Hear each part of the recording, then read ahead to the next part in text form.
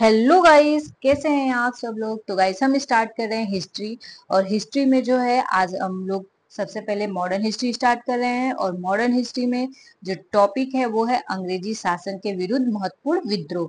तो आज हम जो है अंग्रेजी शासन जो है उसके विरुद्ध कौन कौन से इम्पोर्टेंट विद्रोह हुए इनके बारे में पढ़ेंगे। ये जो टॉपिक है ये सबके लिए ज्यादा इम्पोर्टेंट है, चाहे आप टीजीटी, पीजीटी, पीआरटी किसी की भी तैयारी कर रहे हो आपके लिए ज्यादा इम्पोर्टेंट है।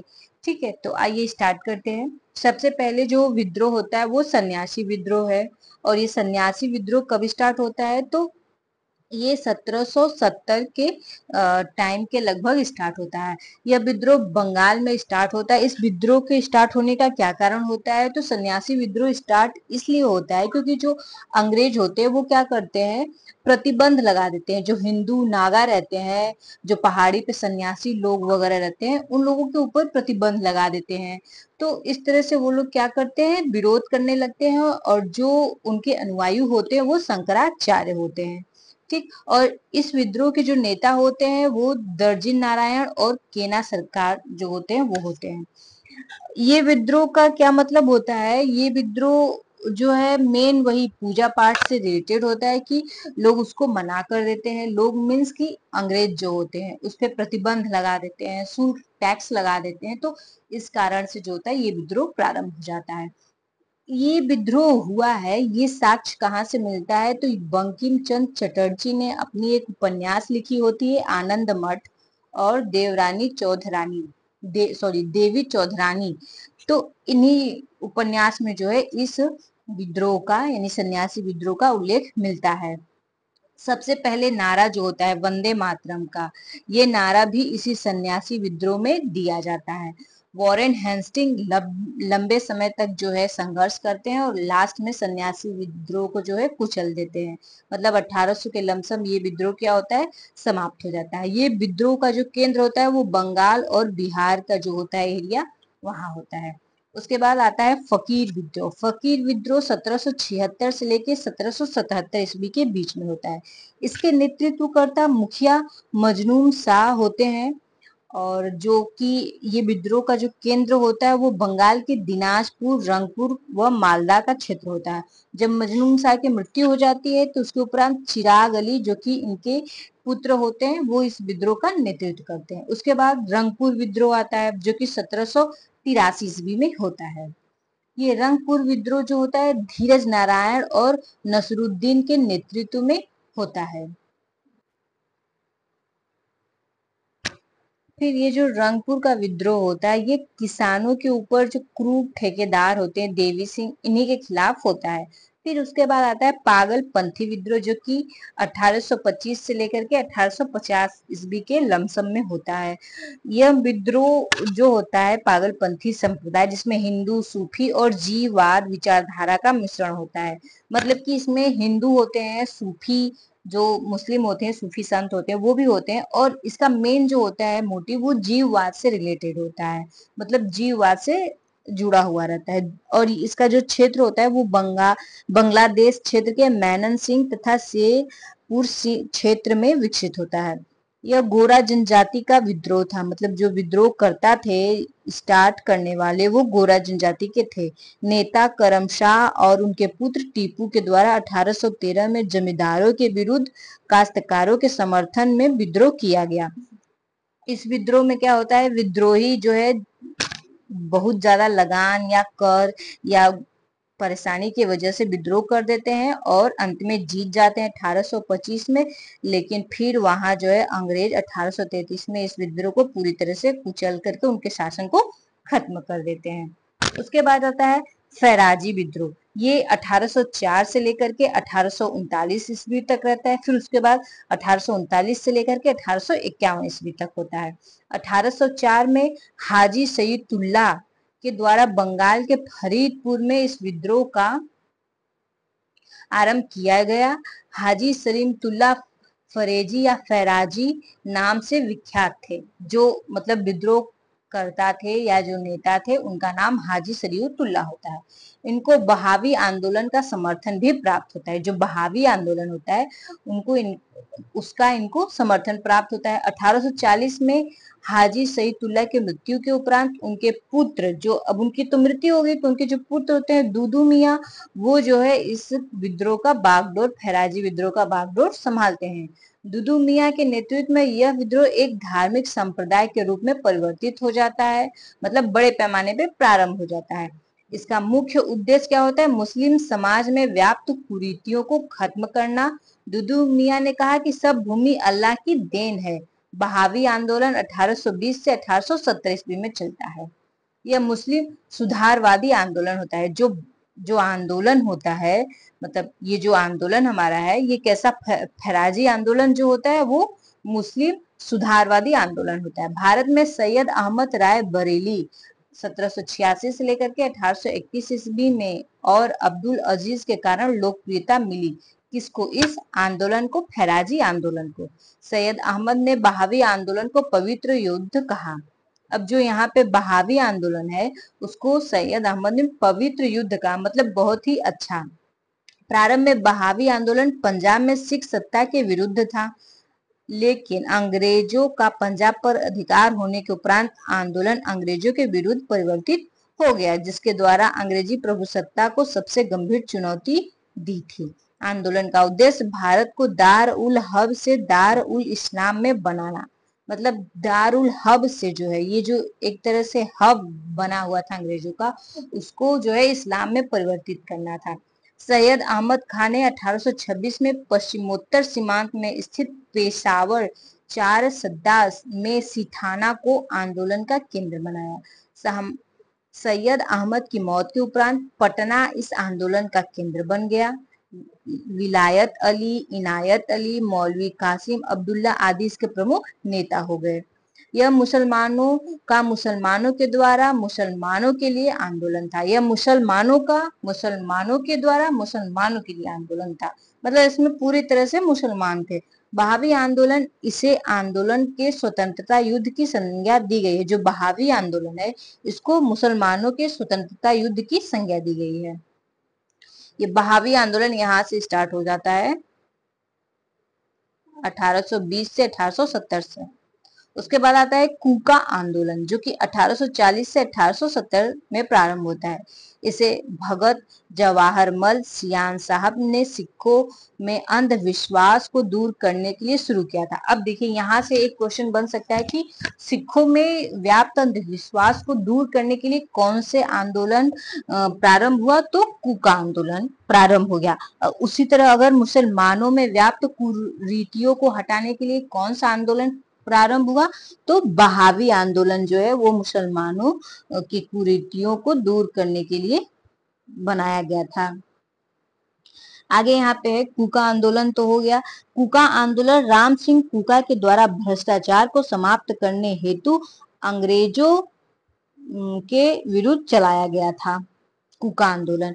उसके बाद राम सिंह के द्वारा प्रथम विद्रोह 1869 में फिरोजपुर में किया गया। 1872 में राम सिंह कूका को रंगून निर्वासित किया गया, जहां उनकी मृत्यु हो गई। मतलब जो इस विद्रोह के नेता होते हैं उनको जो है रंगून भेज दिया जाता है और 1885 में उनकी मृत्यु हो जाती है। इस तरह से ये आंदोलन भी जो है समाप्त हो जाता है। उसके बाद आता है आदिवासी विद्रोह।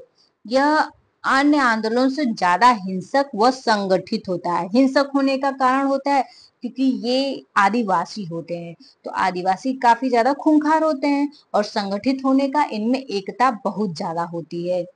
तो आदिवासी आंदोलन के देसी नाम मेली, हुलू और उगलूलन थे। जनजाति लोगों के संबंध में आदिवासी शब्द का सबसे पहले प्रयोग ठक्कर बप्पा द्वारा किया गया था। अब यहाँ से ये भी प्रश्न आ सकता है कि जनजाति लोगों के संबंध में आदिवासी शब्द का प्रयोग सर्वप्रथम किसने किया था? तो ठक्कर बाबा ने किया था। इसको अंडरलाइन कर दे कि ठक्कर बाबा ने इसको किया हुआ था। आगे है चुआर विद्रोह। चुआर विद्रोह के बारे में क्या है? यह विद्रोह 1768 से लेकर के 1772 ईस्वी में ईस्वी में बंगाल तक के मेदिनीपुर जिले में हुआ। कौन से जिले में हुआ, तो बंगाल के मेदिनीपुर जिले में हुआ रहता है।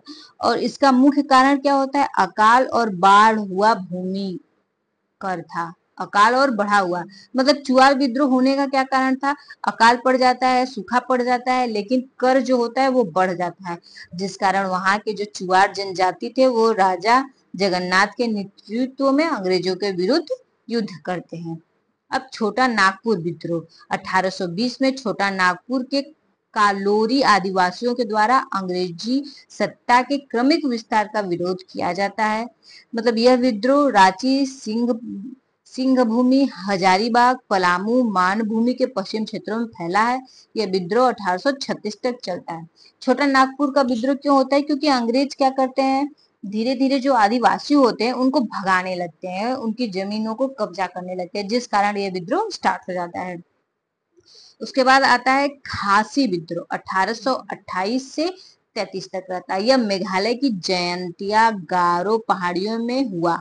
खासी विद्रोह जो होता है मेघालय के जयंतिया और गारो विद्रोह मतलब पहाड़ियों पे होता है। इस विद्रोह का नेतृत्व तीतर सिंह बारमानिक और मुकुंद सिंह के द्वारा किया गया।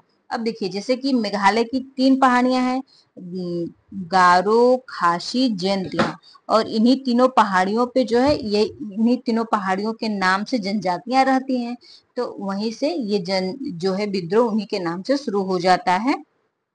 अब उसके बाद आता है कोल विद्रोह, 1831 से 1832 में। कोल विद्रोह कहाँ प्रारंभ होता है, छोटा नागपुर के रांची, सिंहभूर, हजारीबाग और मानभूमि जिलों में यह विद्रोह प्रारंभ होता है। इसका कारण क्या होता है, आदिवासी क्षेत्र में नए जमींदारों एवं महाजनों के प्रवेश से हुआ शोषण। मतलब वहां पे आदिवासियों का काफी ज्यादा शोषण होता है, जिस कारण ये विद्रोह प्रारंभ हो जाता है। 1832 में इस विद्रोह को दबा दिया गया एवं बाद में इसका आंदोलन का नेतृत्व गंगा नारायण के द्वारा किया गया, जो रुक रुक कर 1848 तक चला। इसमें कोल जनजाति के साथ चुआर, हूंज और मुंडा भी शामिल थे। अब यहाँ से क्वेश्चन आ सकता है कि कोल विद्रोह में कौन कौन सी जनजातियां शामिल थी, तो कोल विद्रोह में जो है चुआर, हुंजा और मुंडा जनजातियां शामिल होती हैं। संभलपुर विद्रोह, अब ये विद्रोह जो संभलपुर विद्रोह ये कहाँ प्रारंभ होता है, तो संभलपुर विद्रोह असम के उत्तराधिकार के मामले में ब्रिटिश के द्वारा हस्तक्षेप करने पर गोंडा ने 1833 में विद्रोह किया, लेकिन शीघ्र ही यह विद्रोह दबा दिया गया। आगे है संथाल विद्रोह, 1855 से 1856 ईस्वी में हुआ। यह मूलतः आर्थिक कारणों से प्रारंभ हुआ, किंतु बाद में इसका उद्देश्य विदेशी शासन को समाप्त करना बन गया था। स्टार्ट तो आर्थिक कारण से हुआ, लेकिन फिर धीरे धीरे अंग्रेजों के विरुद्ध ये विद्रोह हो गया। यह बिहार के भागलपुर और राजमहल जिले में हुआ था। आदिवासियों का सबसे बड़ा विद्रोह, ये इंपॉर्टेंट पॉइंट है कि आदिवासियों का सबसे बड़ा विद्रोह राजमहल की पहाड़ियों में संथाल विद्रोह था। इसका नेतृत्व सिंझू माझी कान्हा ने किया था। भैरव और चांद भी इस आंदोलन से जुड़े थे। संथाल क्षेत्र को दमन एको या दमनी कोल पहाड़ का दमन कहते थे। संथाल विद्रोह का जो कारण था, यहाँ पे 2 तरह के लोग रहते थे।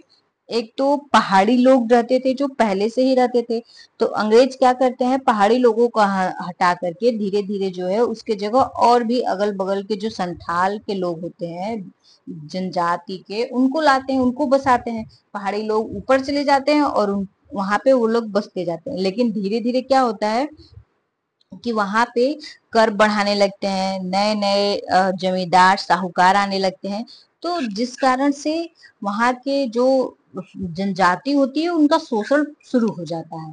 और ये शोषण शुरू हो जाने के कारण वहां के लोग काफी विद्रोह कर देते हैं, और ये जो विद्रोह होता है संथाल विद्रोह, ये अब तक मतलब उस समय का हुआ हुआ जनजाति विद्रोहों का सबसे बड़ा विद्रोह होता है। और इसके जो नेता होते हैं सिंधु और कान्हू होते हैं। बाद में इस संथाल क्षेत्र को दमन एको बोलते हैं या दमनी कोल बोलते हैं, और फिर ये विद्रोह भी इसका भी जो है अंत हो जाता है इस विद्रोह का। उसके बाद फिर आता है खारवाड़ या खैरवाड़ का विद्रोह, जो कि 1874 में चलता है। 1874 में यह विद्रोह झारखंड में भगीरथ माझी के नेतृत्व में भू राजस्व व्यवस्था के विरुद्ध झारखंड क्षेत्र में हुआ। इसे सफार आंदोलन भी कहते हैं। इसे सफार आंदोलन भी कहते हैं। भागीरथ के उपरांत दुबिया गोसाई द्वारा इस आंदोलन का नेतृत्व किया जाता है। उसके बाद आता है भील विद्रोह। भील विद्रोह का जो मुख्य केंद्र होता है वो महाराष्ट्र और राजस्थान में होता है। अब आगे देख लेते हैं मुंडा विद्रोह। मुंडा विद्रोह तो हम लोग सभी जानते हैं 1893 से 1900 ईस्वी में होता है। बिरसा मुंडा जो होते हैं इसके मुख्य नेतृत्वकर्ता होते हैं। छोटा नागपुर और रांची के क्षेत्र में मुंडा जनजाति रहती है, इसी कारण यहाँ पे जो विद्रोह होता है उसको बिरसा मुंडा मतलब मुंडा विद्रोह कहते हैं, और इसका जो नेता होता है वो बिरसा मुंडा होता है। बिरसा मुंडा मुंडा विद्रोह का उल गुलाम, महान हलचल और सरदारी लड़ाई नाम से भी जाना जाता है। बिरसा मुंडा जो है अपने आप को भगवान का दूत बताता था। इसको जगत पिता, बिरसा मुंडा को जगत पिता धरती आबा के नाम से भी जाना जाता था, क्योंकि ये बहुत कम एज में बहुत ही ज्यादा मतलब बलवान, बुद्धिमान और शक्तिशाली एक अच्छा नेतृत्व करता होता है। लेकिन ये भी विद्रोह जो होता है खत्म हो जाता है, और 9 जून 1900 ईस्वी में बिरसा मुंडा को हैजे से मौत हो जाती है, बिरसा मुंडा की जेल में। तो फिर धीरे धीरे क्या होता है, ये भी विद्रोह समाप्त हो जाता है। उसके बाद चेचू विद्रोह, चेचू आंदोलन शुरू होता है। असहयोग आंदोलन 1920 के दौरान आंध्र प्रदेश के गेंदुपुर में चेचू आंदोलन हुआ था। मतलब ये जो चेचू आंदोलन है ये 1920 में होता है, और इस आंदोलन के समय जो है असहयोग आंदोलन भी चलता रहता है, और यह आंदोलन जो है आंध्र प्रदेश के गेदूर में चेचू आंदोलन के नाम से जाना जाता है। आगे आता है रंपा विद्रोह या मन्यम विद्रोह। आंध्र प्रदेश में गोदावरी के रम्या क्षेत्र में अगस्त 1922 मई से 1924 के मध्य अल्लूरी सीताराम के द्वारा साहूकारों के अत्याचार, झूम की खेती, चराई संबंधी अधिकारों पर प्रतिबंध लगाने के कारण ये जो है कानून के खिलाफ यह विद्रोह प्रारंभ हो जाता है। कौन सा विद्रोह? रंपा विद्रोह। सीताराम राजू गांधी से प्रभावित होने वाले प्रथम जनजाति आंदोलन के नेता थे, हालांकि वो गैर आदिवासी थे। अब यहाँ से ये चीज इंपॉर्टेंट है कि सीताराम राजू जो हैं ये प्रभावित होने वाले प्रथम जनजाति आंदोलन के नेता थे। सीताराम राजू ये गांधी जी से प्रभावित होते हैं और उनके मार्ग को अपनाते हैं। उसके बाद आता है हमारा नागा आंदोलन। नागा आंदोलन की शुरुआत रोगमोई जंदोनाग के द्वारा की गई। गांधी और उनके विचारों से प्रभावित होने वाले पहले आदिवासी नेता जोड़ा नाग, जो जिसको जदोनाग भी कहते हैं। ये जनजाति विद्रोह के होते हैं। कौन? सीताराम राजू गांधी जी से प्रभावित होने वाले, और दूसरा जो है आदिवासी हैं जोड़ा नाग, ये आदिवासी हैं और ये जनजाति आंदोलन के नेता हैं। ठीक है, और ये आदिवासी आंदोलन के नेता होते हैं। अब यहाँ पे कुछ आंदोलन है, और वो आंदोलन कब हुआ था, उससे कौन से प्रभावित क्षेत्र हैं और संबंधित कौन कौन से नेता हैं, ये चीजें दी गई हैं। जैसे सन्यासी विद्रोह होता है बिहार और बंगाल में, इससे संबंधित नेतृत्वकर्ता केना सरकार और दर्जी नारायण है। 1760 से 1800 ईस्वी तक चलता है। फकीर चुआर, ये तो हम लोगों ने पढ़ा ही है। पालीगरों का विद्रोह जो होता है तमिलनाडु में होता है। वीपी काढ़ावम्मा 1799 से 1801 में ये विद्रोह होता है। वेला टम्पी विद्रोह होता है त्रावणकोर में। मेलू थाम्पी इसके नेतृत्वकर्ता होते हैं। 1808 से लेकर के 1809 के बीच ये विद्रोह होता है। उसके बाद भील विद्रोह आता है, ये पश्चिमी घाट में होता है। सेवाराम 1825 से लेकर के 1831 तक ये विद्रोह चलता है। रामोसी विद्रोह होता है जो कि पश्चिमी घाट में होता है। इसके नेता चित्तर सिंह होते हैं, और ये 1822 से लेकर के 1829 तक विद्रोह चलता है। पागलपंथी विद्रोह असम में होता है।